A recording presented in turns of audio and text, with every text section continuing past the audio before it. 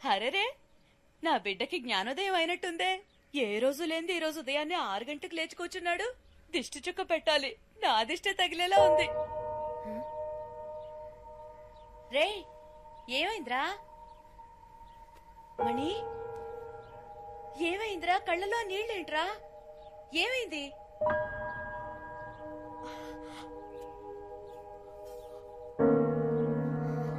అమ్మా, వీళ్ళ గురించి తెలుసుకోవాలని ఆతృతతో అడగడం లేదు. నేను నీ బిడ్డని కానా అన్న ఆవేదనతో అడుగుతున్నాను. మనం ఎలా కలిసామమ్మా?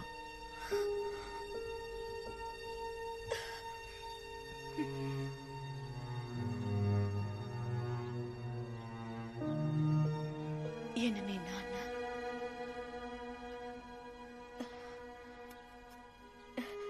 నువ్వు పెరిగి పెద్దయ్యాక నీ ముఖం చూస్తే అప్పుడు నాకు అర్థమైంది. నిన్ను నా చేతుల్లో పెట్టి నా జీవితాన్ని మార్చేసిన వారు మీ నాన్న. మనం ఎవరని అడిగావు కదా, చెప్తాను. ఊర్లోనే చాలా పెద్ద కుటుంబం మనది. నాన్న, అన్న, వదినలతో ఎంతో ప్రేమగా ఉండే కుటుంబం.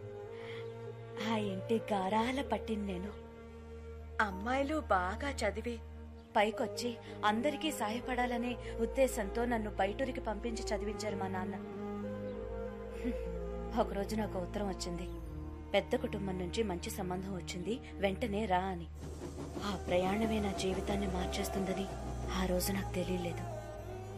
సరిగ్గా అప్పుడే శరీరం అంతా గాయాలతో నీతో పాటు మీ నాన్నను చూశాను. నిన్ను నా చేతుల్లో పెడుతూ నీ బిడ్డకు ఎటువంటి ఆపద రానివ్వనని వాళ్ళమ్మకి మాటిచ్చానని, ఆ మాట నిలబెట్టుకునే పరిస్థితుల్లో నేను లేనని, మీరే ఎలాగైనా నా బిడ్డని కాపాడాలని నిన్ను నా చేతుల్లో పెట్టి ఆయన వెళ్లిపోయారు. ఆ తర్వాత ఆయన నేను చూడలేదు. అమ్మాయి పెళ్లి చేసుకోవడానికి వస్తుంది కదా అని మా నాన్న స్టేషన్ కి అన్న, వదినల్ని, పెళ్లి వాళ్లని, స్నేహితుల్ని, బంధువుల్ని అందర్నీ తీసుకొచ్చారు. ఆ సంతోష సమయంలో అందరూ నా కోసం ఎదురు చూస్తుండగా చేతిలో బిడ్డతో నేను ట్రైన్ దిగాను. మా నాన్నతో పాటు అందరూ నిర్ఘాంతపోయారు. అక్కడున్న వాళ్ళంతా పెళ్లి కావలసిన పిల్లని పై చదువులకి పక్కూరు పంపిస్తే ఇదిగో ఇలాగే బిడ్డతో దిగుతుందని సూటిపోటి మాటలతో దెప్పిపొడిచారు. వాళ్ళు మాటలు తలుచుకుంటే ఇప్పటికీ మనసు కష్టంగా ఉంటుంది. ఇంట్లో ఒకటే గొడవ, మా నాన్న, అన్నయ్య, తమ్ముళ్లతో. నువ్వు చెప్పింది మేం నమ్ముతాం, ఊళ్ళో వాళ్ళు నమ్ముతారా అని అడిగారు. నిన్ను కట్టుకోబోయేవాడికి ఈ బిడ్డ ఉన్నాడని తెలిస్తే ఈ పెళ్లి ఒప్పుకుంటాడా అని అడిగారు. మా నాన్నతో అన్నాను, ఏ నాన్న, ఎవరికైనా ఏదైనా మాటిస్తే ఎట్టి పరిస్థితుల్లోనూ ఆ మాట తప్పకూడదని చిన్నప్పటి నుంచి మీరే కదా నాకు నేర్పించారు. ఈ బిడ్డని కాపాడుతానని వాళ్ళ నాన్నకి మాట ఇచ్చాను, ఇప్పుడు ఆ మాట తప్పమంటారా నాన్న అన్నాను. అదే నేను ఆయనతో మాట్లాడిన చివరి మాట. ఆ తర్వాత నేను తీసుకుని రూమ్ లోకి వెళ్ళిపోయాను. ఆ రోజు రాత్రంతా నువ్వు పాల కోసం ఏడ్చావు. నీ బాధ చూడలేక నేను ఏడ్చాను. ఆ క్షణాన్ని నిర్ణయించుకున్నాను, తల్లి కాకుండానే నీకు తల్లి పాలిచ్చాను. అప్పుడే నువ్వు నన్ను అమ్మ అని పిలిచావు. ఆ మాటకున్న గొప్పతనాన్ని తెలుసుకున్నాను. ఆ రోజు నుంచి వాళ్ళ కూతురు నన్న విషయాన్ని మర్చిపోయి నీకు అమ్మగా ఉండాలని నిర్ణయించుకున్నాను. నా బిడ్డ వల్ల ఎవరు ఏ మాట పడకూడదని ఆ ఇల్లు వదిలిపెట్టొచ్చేశాను. ఆ రోజు నుంచి నాకు ఊరైనా, ఇల్లైనా, లోకమైనా అన్ని నువ్వేరా. ఇప్పుడు చెప్తున్నానురా, ఏలాగా నేను నిన్ను 10 నెలలు మోసి కనలేదు, కానీ 26 ఏళ్లు నా గుండెల్లో పెట్టుకుని చూశాను. నేనేరా నీకమ్మని. ఎవరెన్ని చెప్పినా నేనే నీకమ్మని. నువ్వు నా కొడుకుని, నేను నీకమ్మని, అంతే. ఏడవకురా, ఏడవకు. చూడు, వీళ్ళ దగ్గరికి నువ్వు నన్ను తీసుకెళ్ళు. వాళ్ళతో మాట చెప్పాలి. మీకు మీ బిడ్డని కాపాడుతానని మాట ఇచ్చాను కదా, ఆ మాట నిలబెట్టుకున్నారని చెప్పాలి. నన్ను తీసుకెళ్ళు. అమ్మా, నాన్న అంటే ఎవరో తెలియని వయసులోనే నాకు వాళ్ళ దూరం అయ్యుండొచ్చు. అది పెద్ద విషయమేం కాదు. కానీ నాకు ఊహ తెలిసిన నాటి నుంచి నువ్వే నాకు అమ్మా, నాన్న అంతా. కానీ నువ్వు 20 ఏళ్లు కనిపించిన వాళ్ళతో ఉండి పెరిగి నా కోసం అందరినీ దూరం చేసుకుని ఒంటరిదానిగా నన్ను ఇంతవాడిని చేశావు. నీకన్నా ఈ లోకంలో నాకు ఎవరమ్మా ముఖ్యం? నాకంటూ లేని వాళ్ళు లేకుండానే పోనీ. కానీ నీకంటూ ఉన్న వాళ్ళతో నిన్ను తీసుకెళ్లి కలపాలి. నాకదే ముఖ్యం. మాతాజీ, మొదటి నుంచి నీ యాక్టివిటీస్ ఏం బాగలేవు.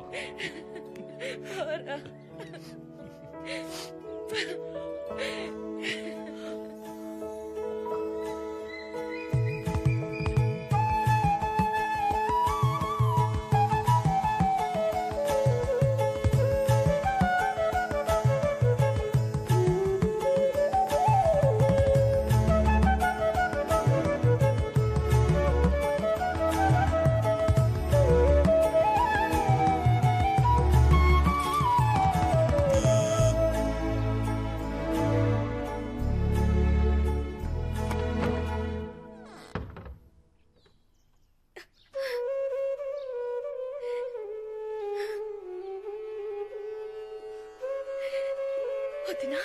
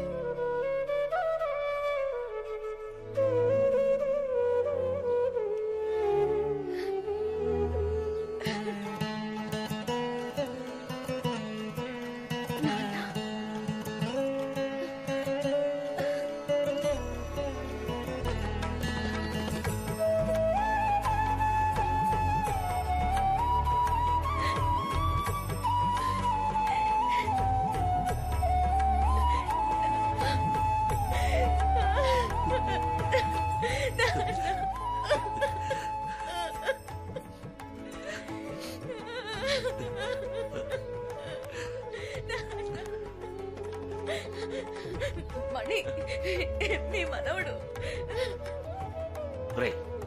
రారా ఇలా. ఒకే రోజులో మీ అమ్మని తీసుకెళ్లిపోయావు. మళ్ళీ తనని తిరిగి తీసుకురావడానికి నీకెన్ని సంవత్సరాలు పట్టింది కదూ? రే, ఏంట్రా అలా చూస్తూ ఉండిపోయావు? రారా. నాన్నగారే మాట్లాడిందా నీకేంటి?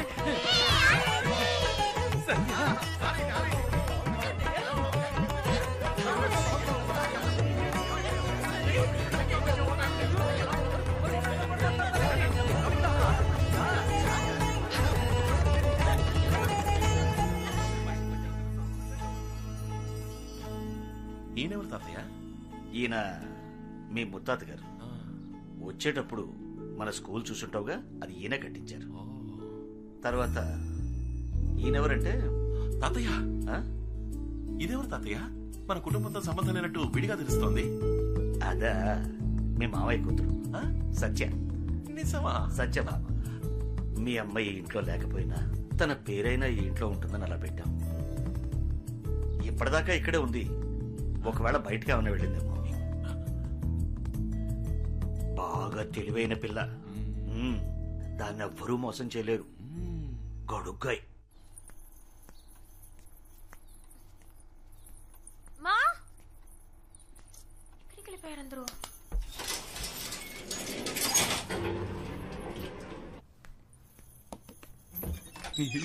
హాయ్.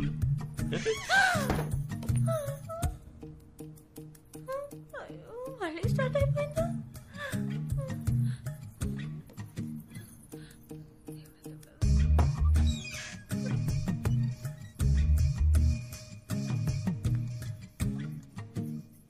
తను చెప్పినట్టే జరుగుతుంది. ఇన్నాళ్ళు బాగానే ఉన్నానుగా.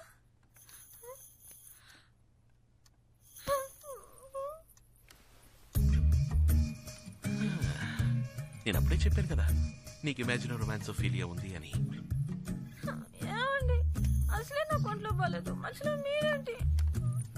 ఓ మై గాడ్, నా గొంతు నీకు వినిపించిందా? ఇలా చూడు సత్య, ముందు నేను లేని చోటంతా నీకు కనిపించాను అంటే నువ్వు నన్ను మనస్ఫూర్తిగా ప్రేమించడం మొదలుపెట్టావు. That's symptom number 1. ఇప్పుడు నా మాటలు నీకు వినిపిస్తున్నాయి. That's symptom number 2. అప్పుడు దీని అర్థం ఏంటర్థం? లవ్ ముదిరిపోయిందని అర్థం. చి, చి, చి, చి, చి. నేను నమ్మను. ఏ నాకు లవ్వా? అది నీ మీద. అవును మరి లవ్ కాకపోతే కొత్త నంబర్ 6 పాత number 16 money watch works watch maker street Vizag 530027 లో ఉన్న నేను పాత నంబర్ 21 కొత్త నంబర్ 24 ఉల్లి వీధి గోపాల సముద్రంలో ఉన్న నీ కళ్ళకు కనిపిస్తున్నానంటే ఎలా మరి? మా ఊరు అడ్రస్ మీకెలా తెలుసు? Basically I'm watch mechanic. General గా నాకు జనరల్ నాలెడ్జ్ ఎక్కువ. అది వదిలేసి నీ కళ్ళకి మాత్రం ఎలా కనిపిస్తున్నాను? ఎలా కనిపిస్తున్నారు? Love ya. ఇప్పుడు నేను ఎక్కడున్నానో చెప్పు. Hall number 6 new number 16 money watch works watch maker street Prahladpuram Vizag 530027. నువ్వెక్కడున్నావు? హాల్ నంబర్ 21 న్యూ నంబర్ 24 ఉల్లి వీధి గోపాల సముద్రం. అది అయినా నేను కనిపిస్తున్నాను, నా మాట వినిపిస్తోంది అంటే ముదిరిపోయింది. Symptom number 2 confirm. ఇప్పుడు సిమ్టమ్ నంబర్ 3. ఏంటిది? ఇప్పుడు వెంటనే పెళ్లి చేసుకునే ఆశ ఉందని చెక్ చేద్దాం. అలాంటి ఆశలు ఏమీ లేవండి. తొందరపడి మీరు ఏ నిర్ణయం తీసుకోకూడదు. నేను మీలాగే అనుకుంటున్నాను. అయినా మీరు నా పర్మిషన్ లేకుండా నా లవ్ చేయడం నాకేమాత్రం నచ్చలేదు. సరే వదిలేండి, జరిగింది ఏదో జరిగిపోయింది. ముందు టెస్ట్ చేద్దాం. ఒకవేళ మీ కళ్ళకి మా అమ్మ కనిపిస్తే మీరు మా కుటుంబంలో ఒకరవ్వాలని, నన్ను వెంటనే పెళ్లి చేసుకోవాలనే ఆశ మీ మనసులో పొంగుతుందని అర్థం. ఎలా మీ అమ్మగారిని? ఏదో మిమ్మల్ని లవ్ చేస్తున్నాను కాబట్టి నేను లేని చోట మీరు ఉన్నట్టు, మీరు మాట్లాడుతున్నట్టు అనిపిస్తుంది. అందుకని ఏకంగా ఛే, పిచ్చి షార్ప్ అండి మీరు. ఒకవేళ మీ కళ్ళకి వెనకాల కిటికీలోంచి మా అమ్మ కనిపిస్తే, ఒకవేళ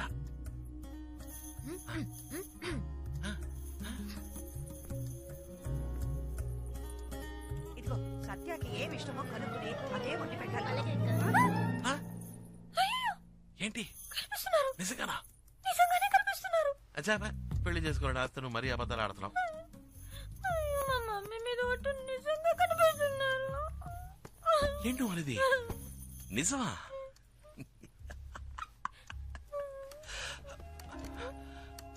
దిగులు పడకో. చివరిగా సిమ్టమ్ నంబర్ 4 టెస్ట్. ఇంకో టెస్టా? ఇది చాలా అందమైన టెస్ట్. ఏంటో చెప్పండి. పెళ్ళైన వెంటనే నీకు పిల్లల్ని కనాలనే ఆశ ఉందో లేదో తెలుసుకునే టెస్ట్. అదెలా? నేనెక్కడున్నాను? Hall number 6 new number 16 money watch works watch maker street Prahladpuram Vizag 530027. నువ్వెక్కడున్నావు? న్యూ నంబర్ 21 హాల్ నంబర్ 24 ఉల్లి వీధి గోపాల సముద్రం. అక్కడున్న నేను ఇక్కడున్న నిన్ను తాకడం కుదురుతుందా? కుదరదు. తాకినట్టు కనుక అనిపిస్తే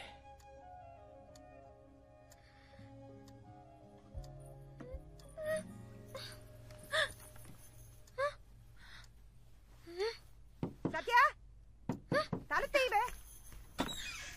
ఏంటమ్మా? లోపల ఏం చేస్తున్నావే? కిందకి రా. వాళ్ళు నేను తర్వాత వస్తాను. నాకు ఒంట్లో బాగాలేదు. డాక్టర్ రమ్మంటావా? ఏమైంది? నీకేం కాలేదు, ముందు కిందకి రా. ఇదో వ్యాధి. Image romance failure. Symptom 1 2 marriage babies. ఏంటి ఈ తిక్క వాగుడు? అంటువి అదే ఏంటి? పక్క వాళ్ళకి పాకుతుందా? అదేం పాకదు. ఎందుకైనా మంచిది కొంచెం దూరంగా ఉండు. నీకు సోకితే నేను కాసేపు రెస్ట్ తీసుకుని తర్వాత వస్తాను. ఆగవే, ఎవరొచ్చారో తెలుసా? మీ మేనత్త. రావుదినా? అయ్యో ఏమిడా? అంబులెన్స్ పిలిచేమా? ఏమైంది నీకు? వదినా, ఈ పిల్ల నీ మేనకోడలు సత్య. నీకు కనిపిస్తున్నారా? వ్యాధి నీకు సోకిందా? ఇద్దరం కలిసే డాక్టర్ దగ్గరికి వెళ్తాం పదా. నోరు మీవే. ఇన్నేళ్ల తర్వాత వచ్చిందేని సంతోషపడకుండా పిచ్చి పట్టిందల్లాగా వాగుతున్నావు. వదినా, నా మేనకోడలు ఇదివరకే మా ఇంటికి వచ్చింది. నిజమా? కానీ పని మీద వచ్చింది. అయ్యో, నా మేనకోడలకు కనీసం కంపు కాఫీ కూడా ఇవ్వకుండా పంపించానే. ఏంటి అలా చూస్తున్నావు? మణికి నువ్వు ఇక్కడున్న సంగతి తెలిస్తే ఎంత సంతోషపడతాడో తెలుసా? మణి, మణి, రే మణి, మణి, ఇలా రారా. రా. Sure. Yes, Mataji. How can I help you? ఇటు చూడు ఎవరున్నారు. ఎవరు? మన ఇంటికి వచ్చిందే. ఎప్పుడు? రే, నా చీర కూడా ఇచ్చాను కదరా.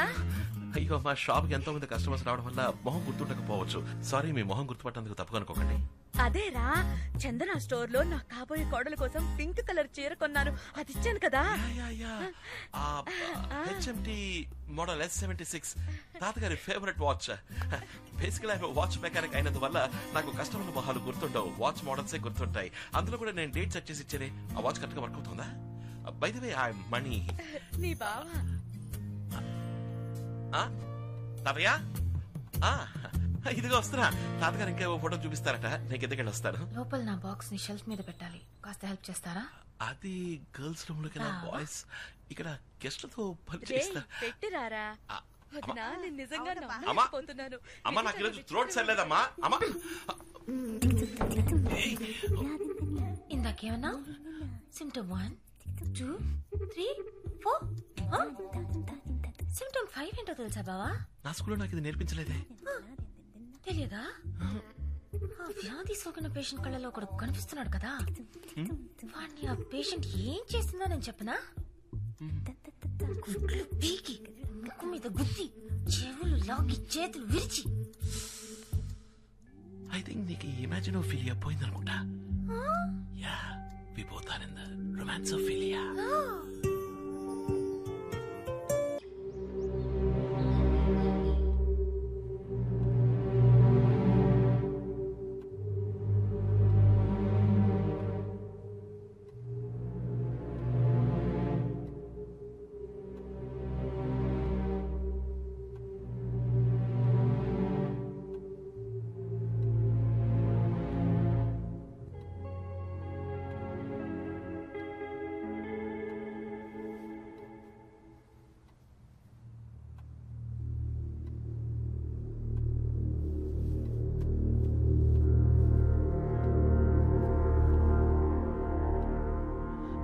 అందరూ కలిసిపోయి సంతోషంగా ఉండే ఈ టైంలో నా కథ చెప్పి అనవసరంగా మిమ్మల్ని బాధ పెట్టాను. చచ్చా, అలాంటిదేం లేదు సార్. మీ మనసులో ఉన్న బాధని మాతో చెప్పుకున్నారు అంతేగా. ఆత్రేయ అని మీ అన్నయ్య పేరు వినగానే మాకు తెలియకుండానే లోపలేదో భయం వేస్తోంది. మీ కథ విన్నా మాకే గుండె తరుక్కుపోతుంటే అది అనుభవించిన మీకు ఇంకెలా ఉంటుందో. డబ్బు కోసం సొంత తమ్ముడి భార్యని ఈ ఆత్రేయ లాంటి వాళ్ళకి చావంత త్వరగా రాకూడదు సార్. వాడు అసలు చచ్చుండకూడదు. వాడు ప్రాణాలతో ఉండి ప్రతి క్షణం చిత్రవద అనుభవిస్తూ కురింగి కృషించి రఘు, క్షమించండి నాన్న. శివకుమార్, జరిగిపోయిన దాన్ని మనం ఎలాగో మార్చలేం కదా. కనీసం జరిగేదైనా మంచిగా జరగాలని ఆశిద్దాం. 26 ఏళ్లుగా మంచాన్న పడ్డ నేను ఉన్నట్టుండి ఒకరోజు ఎందుకు మేల్కొన్నానా అని నాలో ఉన్న ప్రశ్నకి సమాధానంగా నా బిడ్డ ఈరోజు నా ముందున్నాడు. నేను ఇన్నాళ్ళు ప్రాణాలతో ఉన్నది నిన్ను మళ్ళీ చూస్తానన్న నమ్మకంతోనే. అమ్మా, అసలు మీకెలా కృతజ్ఞతలు చెప్పాలో తెలియట్లేదు. చివరిసరిగా నా బిడ్డని ఒక్కసారి చూడాలనిపించింది. అందుకే మిమ్మల్ని వెతుక్కుంటూ వచ్చాను. చూసేశాను. నా మనసు నిండిపోయింది. చల్లగా ఉండు. నేను వెళ్ళొస్తానమ్మా. వస్తానండి మిత్రా. సార్, వెళదాం పదా. ఏంటిది శివకుమార్, వచ్చి రాగానే వెళ్ళిపోతానంటున్నావు? ఇన్నేళ్ల తర్వాత నా కూతురు వచ్చింది, నా మనవడొచ్చాడు. బిడ్డ దూరం అయితే కలిగే వేదనేంటో, ఆ బాధ ఏంటో నాకు బాగా తెలుసు. అవునండి, మీ అబ్బాయి కూడా కొద్ది రోజులు మీతో గడపాలని ఆశ ఉండదా? అంతేకాదు శివకుమార్ గారు, మీరు కూడా ఈ కుటుంబ సభ్యుల్లో ఒకరని మర్చిపోకండి. మణి, నాన్నగారు లోపలికి తీసుకెళ్ళు. ఇది మీ ఇల్లు. రండి శివకుమార్ గారు. పదండి నాన్న.